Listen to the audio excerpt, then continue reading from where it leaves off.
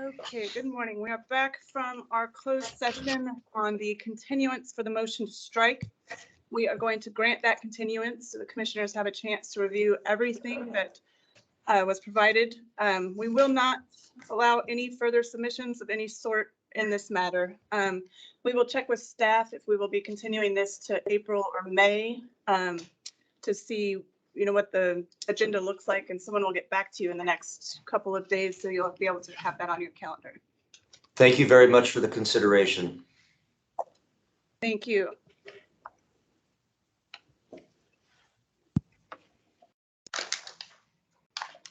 Okay. So next up, we will go to tab 3, which is a presentation of the Perry Technical Foundation. Looks like we have Sandra Shaw, Special Agent, Kathy Sturbins, Vice President of Finance and Administration, and Tressa Shockley, Perry Tech Director of Foundation. So if you are here, I'll get started. Good morning, Chair Levy, Commissioners, ex officios, and staff. I'm Sandra Shaw, a Special Agent with the Regulations Unit out of Eastern Washington. I'm here today to introduce Perry Technical Foundation, who is seeking the Commissioner's approval to exceed the $40,000 single prize and for the approval to exceed the $300,000 annual prize. They would like to raffle off a house that is estimated at $380,000. If approved, the raffle will begin April 1st, 2023 and conclude on December 30th, 2023. The drawing will be conducted on Saturday, January 27th, 2024 at 12:00 p.m.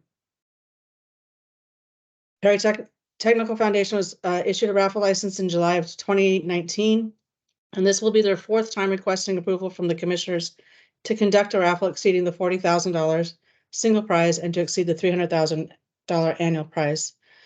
With that, I would like to introduce to you Tressa Shockley, Director of Foundation with Perry Technical Foundation, and CFO Kathy Sturbins. Good morning, Foundation. Excuse me. Good morning, Chairman, Commissioners, and guests. Thanks for having me here today. So I'd like to give you a little bit of background about the Perry Technical Foundation and this project. If you'd like to follow along with my PowerPoint. First off, our mission is to educate, empower, and equip students for lifelong careers in industry. We are a trade vocation school located in Yakima, Washington. Go ahead to the next slide. We were established in 1939 as a nonprofit, and we are a private institution. We currently have had more than 10,000 graduates from Perry Tech, approximately 700 students that are on campus right now, participating in one of 14 of our programs. Perry Tech has a strong reputation for high marks in employment and graduation, and we currently have about 84% of our students who are on financial aid, and which is why this project is so important. Next slide. So the Perry Technical Foundation is definitely dedicated to helping our students finding opportunities for funding and scholarships. Twice a year, we do a scholarship opportunity for students where they can apply. We have volunteers that are involved in that. And last year alone, we gave out more than $600,000 to our students in scholarships. The Win a Home Raffle project is a portion of that. And because our enrollment continues to rise and student need is going up, we would like to continue with this project. Next slide. So what makes Perry Tech unique? We offer applied training. So students are learning in the classroom, and then they take that education and apply it in a lab setting. So part of this Win a Home Raffle project does allow students from 4 of our programs to participate in the house build. Students from construction, plumbing, electrical, and HVAC get their hands-on training throughout this project. And this has been just a fantastic partnership for community sponsors as well.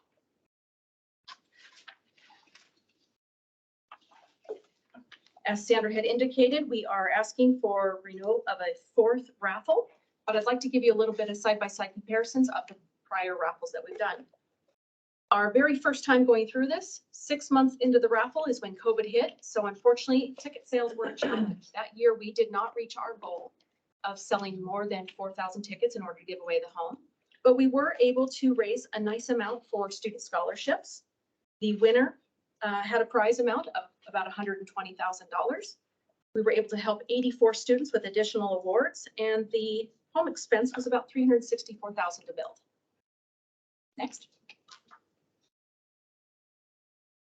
The second year, we felt like we had a little bit more knowledge under our belt, some experience to work with. COVID restrictions were decreased. People were out and about again, and we had a great year in terms of ticket sales. We sold more than 5,000 tickets. We were able to award the house as the grand prize. That house had an estimated, or excuse me, an appraised value of $489,000. We were able to award scholarship values of $130,000, and $25,000 of that went into an endowment fund that was established that year. We were able to help 87 students, and the cost of building the home was relatively the same as the prior year. Next. We knew that things were changing in the market. Material costs and expenses were rising dramatically, and so we had to make some adjustments to our next plan. So during last year's raffle, we did change the minimum threshold from 4,000 to 5,000 in ticket sales needed to give away the home. We capped the max sales available at 7,000 tickets. It's a good thing that we made some adjustments because we were expecting those material costs to go up substantially, and that home cost was pretty significant compared to prior years. So unfortunately, at the end of the raffle, we sold just shy of our goal of 5,000 tickets. That was pretty disappointing for us. All in all, it's still a great fundraiser project, and we were able to give the winner a $228,000 cash prize. We put $203,000 into student scholarships, with another $25,000 going into the endowment fund. And we're estimating 135 students will be recipients of scholarships due to this project this year. You can see the cost of the build was $450,000, and that is with community support. So this project definitely brings a lot of community support and sponsors to the table. We received discounts and donations totaling $162,800. $32,000 of which was from project sponsors. They help us by adding to our expense budget so that we don't have to take hardly anything from the raffle profits at the end.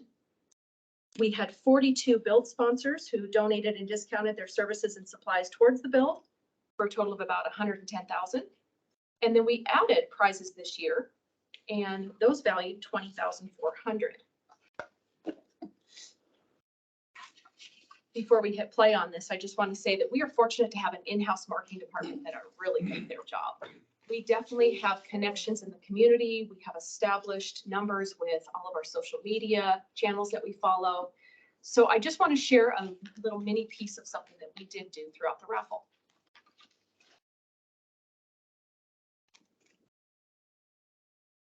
No sound? Sorry, that's okay. Sound that really gets you.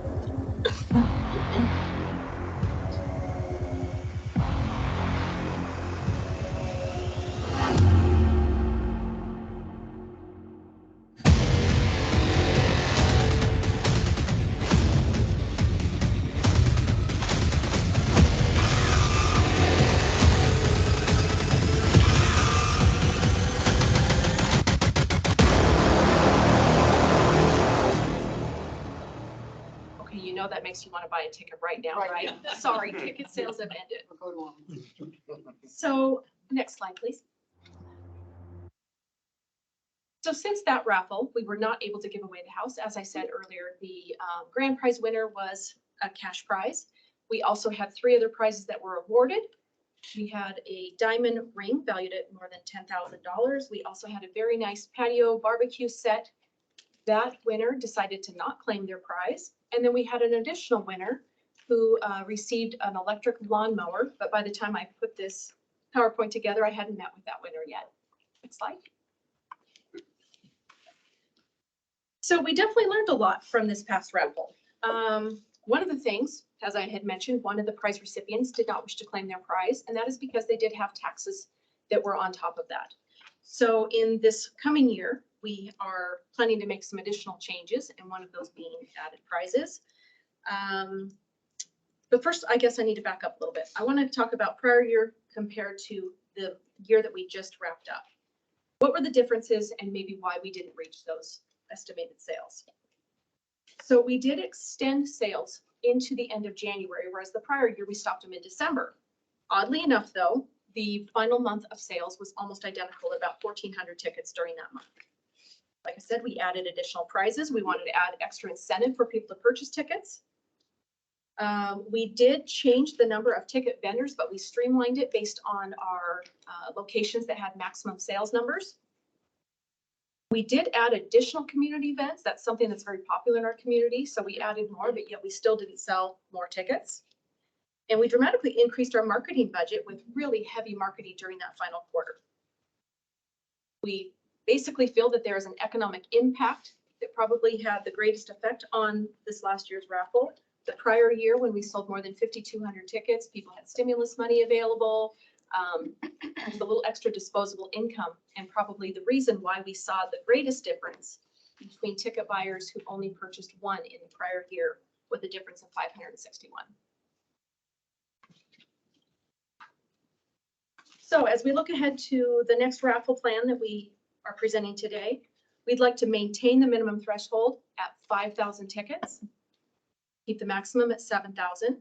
We've added additional alternate prizes, all but one underneath the taxable threshold. And then we are deciding to back it up to an end date of December 30th. We felt that the marketing push was really strong as Christmas gifts. We're going to go back to increasing our ticket sale locations, and we've secured our platinum sponsor, who is Local 32 out of Seattle, Washington. They have a large membership. They also are interested in doing some events on their side of the mountains, and we think that's going to add some additional reach for us. At this time, I would like to just make it a formal request that we are hoping to continue this raffle. I'm open for any questions you might have. Anybody have any questions? No. Is there any? Any questions? Is there any public comment? All right.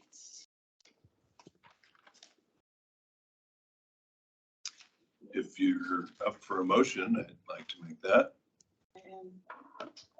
I move to approve Perry Technical Foundation to offer a raffle prize in excess of 40,000 and to exceed the annual raffle prize limit of 300,000 for their license year ending June 30th, 2024, so long as they have a valid license with us. Awesome. I'll second. All right, so it's been moved and seconded. Is there any further discussion? If I may, this is like my favorite thing like this that we do. And, you know, a couple of years ago, I had some concerns, and I reached out to the building trades and how they felt about this. And then I spoke to a few legislators from Central Washington. And this just feels like a top-notch program. And it is truly building journeyman building trades folks and getting a lot of folks out there in this industry. So yeah, I'm going to ask to make the motion on this every year, as long as they keep running it well. All right. So it's been moved and seconded. Then all those in favor say aye. Aye. Aye. Aye. Aye. All right, the motion passes. Thank you very much for your presentation. It's great. Always.